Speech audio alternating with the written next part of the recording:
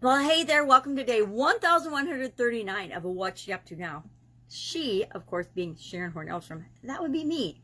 What am I doing as I transition from the brick and mortar corporate world of business to the online world of business, from the entrepreneurial world offline to the online world?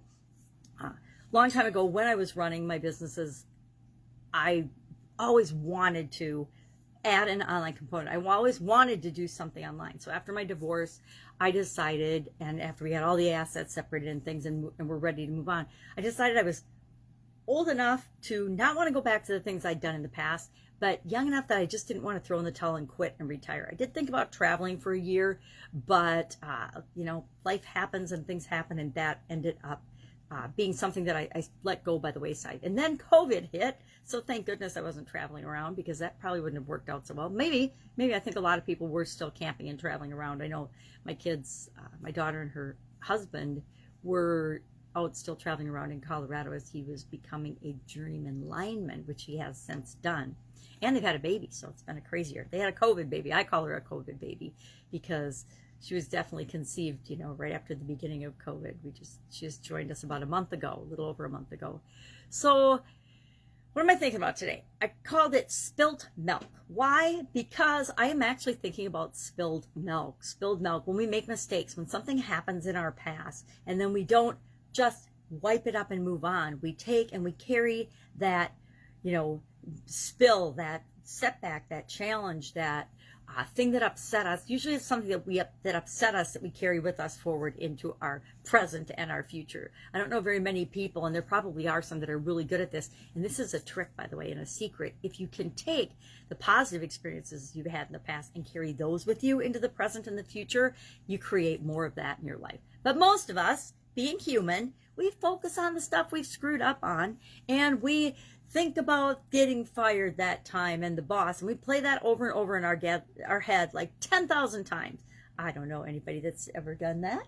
Do you? Of course, we've all done that. We've all had situations or conversations that didn't go the way we wanted, and then we replay them in our head. Or you walk away from a negative or a difficult interchange, and you think, oh, I should have said this, and this, and you're just kicking yourself because you didn't say those witty things that come to you right after the situation happens, right? So I'm thinking about, mistakes and obstacles and challenges and things I've had in my past. And some of those, like every other human being, I realize with shocking, clarity, that I still hang on to some stuff that I need to just get rid of and let go of. So to help me do that, I was part of a challenge this week and decided to go forward with the person's offer. And for the next year, I'll be working with a coach and a group, and it sounds like a fun group that I'm going to like, to change some of the things that I've known I needed to change for a long time, but I just wasn't getting there on my own. I've been plugging away at them, but like everybody, no matter how much personal development we've done, no matter how much studying and learning and processing and actually applying of the information we've done, we all at certain times need a little extra advantage and push, and we want to go faster, right? I realize I'm not where I want to be. I want to go faster, and the way to do that is to get some coaching and help with that. Known that, had lots of coaches throughout my life, and during 2020 did not have one, was trying to be that support and that person for other people. And when I'm being one, I probably needed one the most, but I don't think so.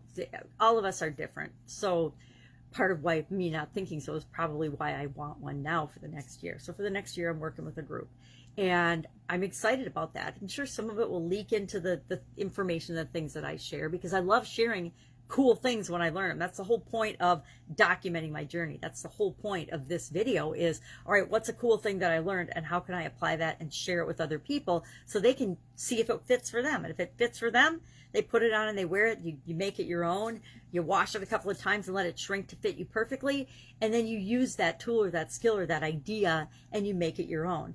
I've gotten to the point where I've heard and learned so many pieces of information from so many different experts and people and books and courses and, fields of study, that it's all mushed into my head to the point that I love it when I can remember the actual original source I learned it from. But sometimes I'll hear something or read something or be exposed to it, And it will take me maybe multiple times before I actually get it. And it actually sinks in and I have that aha epiphany moment that I say, oh, okay, I get that, or that clicks. And then I'll think about it and I'll be like, okay, well, I heard that back in 1987. You mean I've spent all these years and I heard this in 1987 and I just never did it? Anybody got anything like that in their life? Yeah, we all do.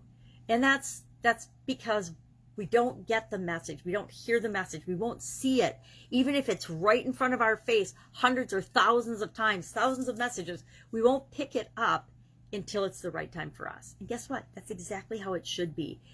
I shouldn't have figured out the thing in 19... Sorry about that. Alarms remind me to be me.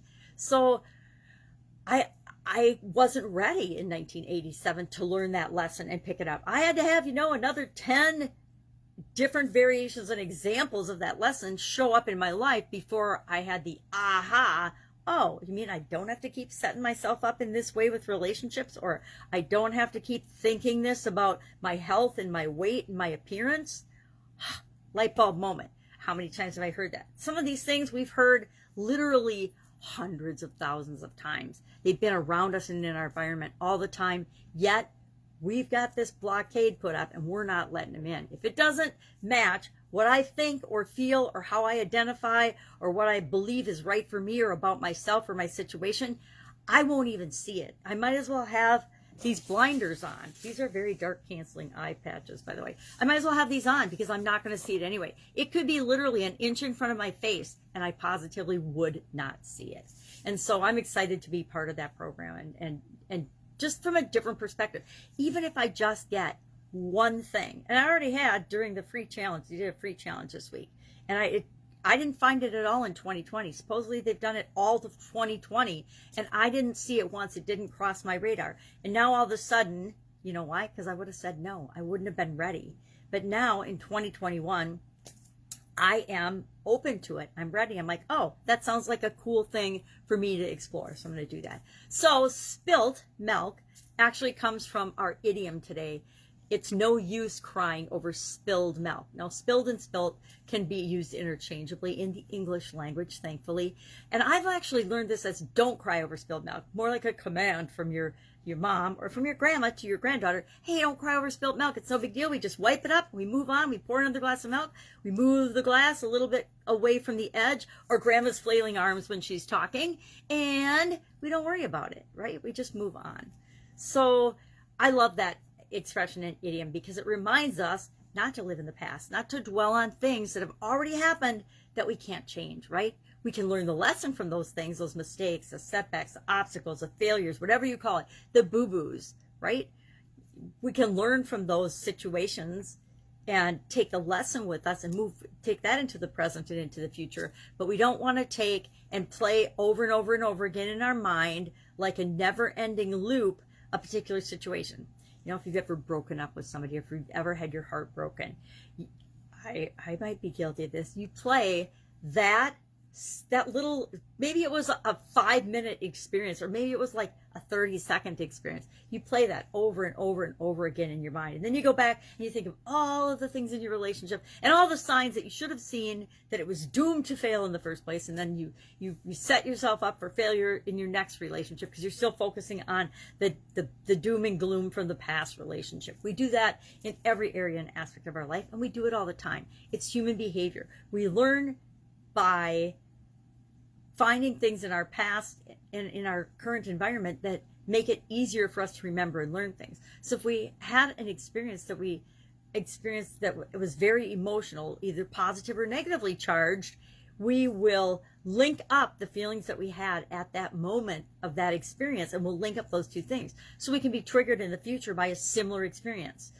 We all have trigger words and trigger phrases that just immediately put us in a different feeling state than we might want to be in or not. We have positive triggers and negative triggers, and those are something we'll talk about down the road as well. And we have talked about triggers before, because I am always looking, and when I consciously remember, for what triggers me, certain things that trigger me, and I know when they happen, and the sooner I can realize that's what's going on and I'm just running a process or a program that I'm just automatically used to doing. It's like when you start your computer or your phone and it automatically does a sweep of your entire system for viruses, virus scanning software. We do that in every new situation that we face. We do a quick scan of all of our past experiences and our current situation to decide if this is for us or not for us. And we do it, instantaneously, faster than any computer could ever do it. But we automatically do that. Our challenge, our 365-day challenge to do one thing every day that centers us, was about having two hands. Oh, I love this one. Two hands for a reason. And that, they have the saying, we all have two ears and one mouth for a reason, so that we listen more than we talk. Okay, whether you believe that or not, I think listening is an incredibly important skill. We learn when we listen, but we also learn when we talk, and when we share the things that we've learned, we come up with better ways of describing it, and we understand it at a deeper level when we explain it to someone else than when we just listen to things over and over and over again. Oh, as I grow older, you will discover that you have two hands, one for helping yourself and one for helping others. So today we were talking about, well, how can I help myself? And that's why I'm talking about the course that the program that I signed up for a year, because I think it's a great thing to focus on in 2021. And it's in alignment with my overall annual challenge to do one thing every day that centers me. All of it is, I think it, like I said, it showed up at the right time. Last year was all about doing one fun thing every day and having more fun in our lives to deal with all of the chaos that was going on because of COVID-19. This year is all about, all right, that happened. Now, really, if I haven't done anything about it yet, what the heck am I doing now moving forward? Because there's a lot of people that are in situations they just don't want to be in. Guess what? There's a lot of us that are doing great, and we still aren't where we want to be. Maybe that applies to you. It definitely applies to me. That's the appeal of getting to know what is important to me, what centers me, what works, what makes me tick. That's all I've got today. It is actually, wasn't going to say this, but it's my birthday. It's my 61st birthday. I turned 60 right as COVID was hitting last year. We were up at the cabin with my granddaughter and a couple of my sisters, and it was a great time. And we actually went to Costco in the morning because the information about the pandemic kind of came out the day before that night in the nightly news. And we're like, all right, we're not watching the nightly news. My sisters watch more news than I do, but when we're at the cabin, it's just on in the background. And so we heard about it, and so we ran to Costco, got some toilet paper and stuff that we needed, and had a great birthday. And then this year, things are still kind of funky. It's a year later, things are a little bit, COVID's still impacting us. A lot of craziness is going on.